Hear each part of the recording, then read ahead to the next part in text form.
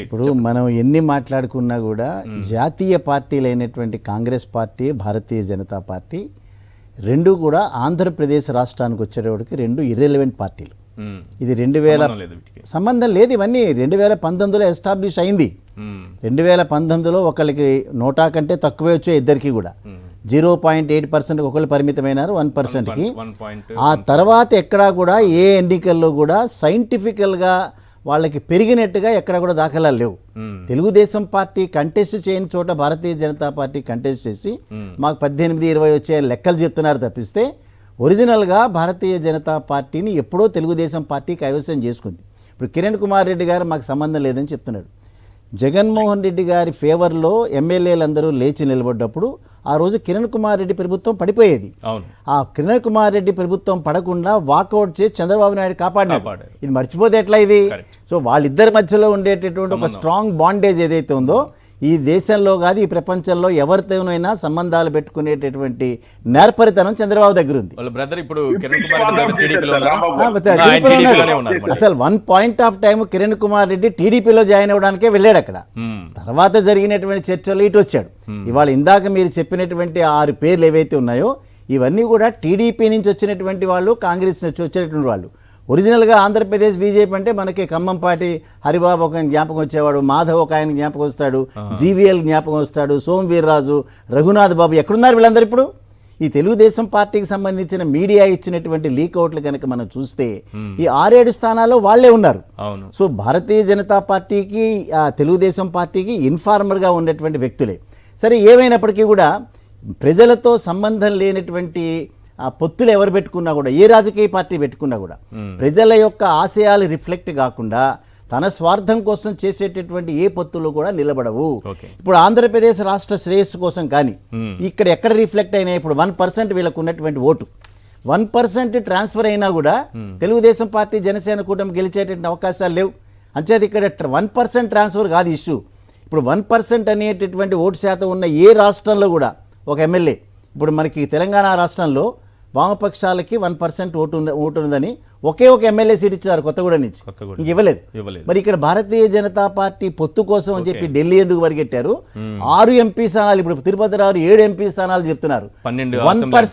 1% ఉండేటటువంటి ఓటుకి అది ట్రాన్స్ఫర్ అనేది ఇక్కడ ఇష్యూ కాదు. అక్కడ ఇష్యూ వేరే ఉంది. అక్కడ ఇష్యూ రేపొద్దున్న ఎన్నికల తర్వాత ఆయన మీద కేసులు పర్సూ చేయకుండా భారతీయ జనతా పార్టీ కాపాడాలి కాబట్టి ఢిల్లీకి వెళ్ళి కాస్త ఎక్కువ అడగచ్చు కదా. వీళ్ళెందుకు మరి 6కి 10కి వీళ్ళెందుకు కాంప్రమైజ్ అయిపోతున్నారు? బలమే లేదు కదండి. ఇప్పుడు 1% ఓటు ఉన్నటువంటి భారతీయ జనతా పార్టీ అభ్యర్థి గెలవాలి అంటే 47% ఓటు కావాలి. అక్కడ ఆల్రెడీ జగన్మోహన్ రెడ్డి ఏం బలహీనుడు కాదు. అక్కడ ఆల్రెడీ ఆయనకి 50% ఓటు అనేది 2019లో కన్ఫర్మ్ అయింది. ఇవాళ తర్వాత జరిగినటువంటి అనేక ఎన్నికల్లో 68% శాస్త్రీయపరంగా కన్ఫర్మ్ అయింది. అక్కడ నోటి మాటతో చెప్పేది కాదు. అక్కడ తిరుపతి ఎన్నిక కానీ, బద్వేలు ఉప ఎన్నిక కానీ, లేకపోతే ఆత్మకూరు కానీ ప్రతి ఎన్నికల్లో 68-70% జగన్మోహన్ రెడ్డి గారు వెళ్లకుండా సాధించింది. అది లోకల్ బాడీ ఎన్నికల్లో సాధించింది. సో 1% వ్యక్తులకి 5% వ్యక్తులకి గెలవాలి అని అంటే 47% ట్రాన్స్ఫర్ కావాలి. 47% ట్రాన్స్ఫర్ అవ్వదు. ఎక్కడ ప్రపంచంలో ఆ దాఖలాలు ఎక్కడ కూడా మనకు కనిపించలేదు. సో సెకండ్ వన్కి వచ్చేటప్పటికి మా లెక్కలు మాకున్నాయి. మేము కూడా సర్వే చేసాం, పర్ఫెక్ట్ సర్వే చేసాం. మొత్తం రాష్ట్ర వ్యాప్తంగా మేము సర్వే చేసాం, మా టీం అంతా కూడా. దాని ప్రకారం 4,13,00,000 మందిని 4 కేటగిరీలుగా విభజించాం. ఒక కేటగిరీ పురుషులు, స్త్రీలు. స్త్రీల సంఖ్య 2,13,00,000 ఉంటే పురుషుల సంఖ్య 2 కోట్లు ఉంది. స్త్రీలలో దాదాపు 70% వైసీపీ పక్షాన ఉన్నారు, 70. అదే పురుషులకు వచ్చేటప్పటికి 55-45 తెలుగుదేశం పార్టీ తరఫున, 45 వైసీపీ తరఫున. ఆ లెక్క ప్రకారం మొత్తం కేటగిరీని మనం పురుషులు, స్త్రీలుగా విభజిస్తే దాదాపు 30-40 లక్షల ఓట్లతో వారు ముందున్నారు వైసీపీ. రెండోది లబ్ధిదారులు, నాన్ లబ్ధిదారులు. మొత్తం కనుక చూస్తే 3,25,00,000 మంది లబ్ధిదారులు ఉన్నారు. లెక్క కూడా చెప్తాను నేను. పెన్షన్స్లో ఎంతమంది ఉన్నారు, అమ్మఒడిలో ఎంతమంది ఉన్నారు, ఇళ్ల పట్టాల్లో ఎంతమంది ఉన్నారు, ఇవంతా లెక్క చూస్తే 3,30,00,000 మంది. దానిలో 78% వైసీపీ పక్కకున్నారు. 78%. అది వన్ సైడ్ ఓటింగ్. అది ఇక్కడ కూర్చుని టీవీల్లో మాట్లాడకపోవచ్చు, బయట టీవీల ముందు చెప్పకపోవచ్చు. సైలెంట్ ఓటుతో అక్కడ ఉంది రెండో కేటగిరీ. అది మూడో కేటగిరీ కనుక మనకు చూస్తే అర్బన్ అండ్ రూరల్. అర్బన్ మొత్తం ఆంధ్రప్రదేశ్లో 87 లక్షల మంది ఓటర్లే ఉన్నారు. విశాఖపట్నం ఒక్కటే 26 లక్షలు, మిగతా అవన్నీ చూసినా కూడా విజయవాడ, గుంటూరు 13 లక్షలతో పరిమితమైన మొత్తం ఆంధ్రప్రదేశ్ రాష్ట్రంలో తాడేపల్లిగూడెం, ఏలూరు, అదే రకంగా తిరుపతి అన్ని పట్టణాలు తీసుకున్నా కూడా 87 లక్షల మందే ఉన్నారు. 87 లక్షల మందిలో అర్బన్లో 55 ఆయనకుంటే 45 ఈయనకుంది. రూరల్లో 72% వెళ్ళారు వాళ్ళు. 72%. రూరల్లో ఎవరిని అడిగినా కూడా అదే రకమైనది. 4వది కులాలలోకి వచ్చేటప్పటికి ఫార్వర్డ్ కమ్యూనిటీస్లో ఎప్పుడైతే వీళ్ళు పొత్తు డిక్లేర్ చేశారో అదే రోజు రాత్రి పౌరసత్వ చట్టానికి వాళ్ళు చేసేటటువంటి సవరణలు కానీ నిన్ననే అమిత్ షా గారు వచ్చిన తర్వాత మేము కనుక వస్తే 4% ముస్లింలకు రిజర్వేషన్లు తీసేస్తామని చెప్పినటువంటి ఇవన్నీ కూడా 8% ముస్లింలు 4% పైబడి ఉన్న క్రిస్టియన్ల మీద డైరెక్ట్ ఎఫెక్ట్ పడింది అక్కడ. అంటే ఫార్వర్డ్ కమ్యూనిటీలో ఉన్న 30%లో 12%లో ఒక్క ఓటు కూడా కూటమికి వెళ్ళదు. దాన్ని 8% రెడ్డి కమ్యూనిటీ సంబంధించి ఉన్నారు. సో ఫార్వర్డ్ కమ్యూనిటీలో 30%లో స్ట్రైట్ అవే 20% వైసీపీకి వెళ్తుంది అక్కడ. దాన్ని 15, 7, 22% ఉండేటటువంటి ఎస్సీ ఎస్టీ కమ్యూనిటీలో దాదాపు 20% వాళ్ళకి వెళ్తుంది. దాన్ని 48% ఉన్నటువంటి బీసీ కమ్యూనిటీలో 30% వెళ్తుంది. కులాల ప్రాతిపదికన తీసినా కూడా వాళ్ళకే ఉంది. సో ఈ 4 కేటగిరీలో వారు ఆ రకంగా ఉన్నప్పుడు ఈ పొత్తులు ఇవన్నీ కూడా ప్రజల్ని మోసం, రాష్ట్ర శ్రేయస్సు కోసం కానీ ప్రజల శ్రేయస్సు కోసం కానీ పెట్టుకున్న పొత్తులు కావివి. ఇవన్నీ స్వార్థపూరితంగా పాలిటిక్స్లో పవన్ కళ్యాణ్ అనేటటువంటి వాడు విదూషకుడు, అతను రాజకీయ నాయకుడు కాదు. ఎక్కడ అతను మొత్తం 14 నుంచి చరిత్ర చూస్తే సినిమాల్లో తనకు ఉండేటటువంటి క్రేజ్ని పెట్టుబడిగా పెట్టి తన మొత్తాన్ని అమ్ముకున్నటువంటి, మనం చెప్పింది కాదు, ఆయన మన హరిరామ్ జోగా చెప్పింది ఏమిటి అక్కడ, నువ్వు 24లో మర్చిపో, 29వ సంవత్సరంలో ఏదైనా ప్రయత్నం చేసుకో. సెకండ్ థింగ్, రేపు నువ్వు జనసేన పార్టీని తెలుగుదేశం పార్టీలో విలీనం చేయబోతున్నావు అని ఆయనే కామెంట్ చేసినాడు. సో ఇది ఏదో కాపు కమ్యూనిటీ వారి వెనకాల వెళ్ళరు, అదేంత తెలివి తక్కువ కమ్యూనిటీ కాదది. ప్రతి కమ్యూనిటీకి పార్టీల పట్ల ఉండేటటువంటి ఆసక్తి ఉంది. కానీ ఆయన 2 జిల్లాల్లో మాత్రమే తిష్ట వేసుకుని కూర్చొని అక్కడ మాత్రమే కాన్సన్ట్రేట్ చేస్తూ ఎక్కడ రాష్ట్రంలో ఏ ప్రాంతంలో పర్యటించకుండా ఏదో కాపు ఓట్లు కొంతవరకైనా రాబట్టి అది చంద్రబాబుకి ట్రాన్స్ఫర్ చేద్దాం, అది చంద్రబాబు స్ట్రాటజీ కదా. ప్రజలు అర్థం చేసుకోలేరా? ఎందుకంటే ఇప్పుడు 2019వ సంవత్సరంలో జరిగిన ఎన్నికల్లో అతను మొత్తం 175 స్థానాల్లో కంటెస్ట్ చేస్తే 166 స్థానాల్లో అతను డిపాజిట్ కోల్పోయినాడు. 166. మిగిలినటువంటివన్నీ కూడా ఈస్ట్ వెస్ట్ లో వచ్చినటువంటి డిపాజిట్స్ అవన్నీ కూడా ఇవాళ కొంతవరకు అతనికి అక్కడ ఉన్నటువంటి కాపు బలంగా ఉన్న రాష్ట్రాలు ఉండొచ్చు. కానీ బట్ ఈ రకమైనటువంటి విన్యాసాలు ఎవరు నాకు సలహా చెప్పాల్సిన అవసరం లేదు, ఉండేవాళ్ళు ఉండండి వెళ్ళిపోండి, ఇవన్నీ కూడా చంద్రబాబు నాయుడుతో ఉండేటటువంటి అతి దగ్గరతను, కన్సిడరేషన్, వీటన్నిటి మీద అతను మాట్లాడేటటువంటి మాటలు తప్పిస్తే ప్రజలు అమాయకులు కాదు. ఇతను పొత్తు అనేటటువంటిది అతన్ని ముఖ్యమంత్రి చేయడం కోసం. మీరన్న 21, 19 కాదు, ఇంకా తగ్గుతాయి. అతని దగ్గర క్యాండిడేట్స్ లేరు, కంటెస్ట్ చేయడానికి మనుషులు లేరు అతని దగ్గర.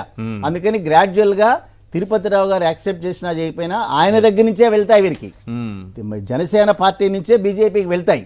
సో క్యాండిడేట్స్ లేరు. రెండోది అతి ప్రధానమైనటువంటిది, భారతీయ జనతా పార్టీ ప్రధానమంత్రి స్టేట్మెంటే కనుక మనం చూస్తే అక్కడ బిడ్డని చంపేసింది, తల్లిని బతికించింది అనేటటువంటి మాట మాట్లాడారు. సో ఆ తల్లిని చంపినటువంటి దానిలో వీళ్ళు భాగస్వాములు. అందుకే వీళ్ళ ఓటు శాతం 1% నుంచి పెరగకపోవడం ఉంటుంది. ఆంధ్రప్రదేశ్ ప్రజలకు ఉండేటటువంటి కోపం, ఆగ్రహం వీళ్ళ మీద. అంచేది వీరు ఎన్ని చెప్పినా కూడా పోలవరం అటకెక్కిచ్చినారు, పోలవరం అతిగతి లేదు, రాజధానికి సంబంధించి అతిగతి లేదు, స్టీల్ ప్లాంట్ అనేటటువంటి దాన్ని ప్రైవేటైజ్ చేయడానికి ప్రయత్నాలు చేస్తున్నారు, రైల్వే జోన్ అతిగతి లేదు, కడప స్టీల్ ప్లాంట్ అతిగతి లేదు. ఆంధ్రప్రదేశ్ రాష్ట్రానికి ఏ రకమైనటువంటి సహాయం చేయనటువంటి వ్యక్తులు భారతీయ జనతా పార్టీ. అందుకని ఒక్క ఓటు కూడా భారతీయ జనతా పార్టీకి పడదు, ఇది సత్యం ఇదంతా కూడా. అందుకని భారతీయ జనతా పార్టీతో జట్టు కట్టినటువంటి తెలుగుదేశానికి కూడా ఎట్టి పరిస్థితుల్లో ఏ రకంగా కూడా పడదు. పూడి తిరుపతిరావు గారు చెప్తున్నట్టు టీడీపీ నుంచి కొంత బలం వాళ్ళతో పొత్తు పెట్టుకోవడం వల్ల టీడీపీ ఓట్ షేర్ కొంత ట్రాన్స్ఫర్ కాదా ఈ స్థానాల్లో, పొత్తున్న స్థానాలు? వాళ్ళ దగ్గర 38-36% ఓటు బ్యాంక్ ఉన్నదండి. వీళ్ళ దగ్గరకు వచ్చేటప్పటికి 5, వీళ్ళ దగ్గరకు 1. ఆ 35 ఎట్లా ట్రాన్స్ఫర్ అవుతుందండి ఇక్కడికి? ఏ రూపంలో ట్రాన్స్ఫర్ అవుతుంది? 1% ఉన్న వాళ్ళకి 35, వాళ్ళు గెలవాలంటే 47% ఓటు ట్రాన్స్ఫర్ కావాలి. ఇప్పుడు స్ట్రైట్ ఫైట్ కదా ఇది, ప్రతి నియోజకవర్గంలో straight fight. Congress and other parties irrelevant, వీళ్ళిద్దరి మధ్యలోనే కూటమి వైసీపీ మధ్యలో ఉంటుంది. వైసీపీ 50% ఓట్లతో ఉంది అక్కడ. సో వైసీపీని ఓడగొట్టాలంటే నీకు 50%, 48% రావాలి. 1% ఓటు బ్యాంక్ ఉండేటటువంటి బీజేపీకి 49% ట్రాన్స్ఫర్ అవుతుందా? 35-36% ఉండేటటువంటి వీళ్ళకి అన్ని % అవుతాయా? ప్రజలు బెనిఫిట్ పొందినటువంటి వాళ్ళు, విద్యాపరంగా వైద్యపరంగా ఆంధ్రప్రదేశ్ రాష్ట్రం ఎక్కడో అంతర్జాతీయంగా గుర్తింపు పొందింది. 38% ఉండేటటువంటి లిటరసీ రేట్ ఏదైతే ఉందో 76% పెరిగిందని నీతి ఆయోగ్ వాళ్ళ సంస్థే చెప్పింది. అది మొత్తం ఆంధ్రప్రదేశ్ రాష్ట్రంలో 9% పేదరికం తగ్గిందని వాళ్ళ సంస్థలే చెప్పినాయి. అదే రకంగా 28 లక్షల మంది ఇన్కమ్ ట్యాక్స్ పేయర్స్ ఒక్క ఆంధ్రప్రదేశ్లోనే పెరిగినారని వాళ్ళ నీతి ఆయోగ్ చెప్పింది. అదే రకంగా ఆంధ్రప్రదేశ్ రాష్ట్రం దిగుబడికి, అదే రకంగా ఈజ్ ఆఫ్ డూయింగ్కి ఎన్ని నెంబర్ 1 రాష్ట్రంగా ఉందని వాళ్ళే చెప్పారు కదా. మెడికల్ కాలేజ్ వాళ్ళే శాంక్షన్ చేసినారు కదా. అనేక రకాల కళ్ళుండి చూడలేనటువంటి కబోదికి అక్కడ అభివృద్ధి కనిపించకపోవచ్చు.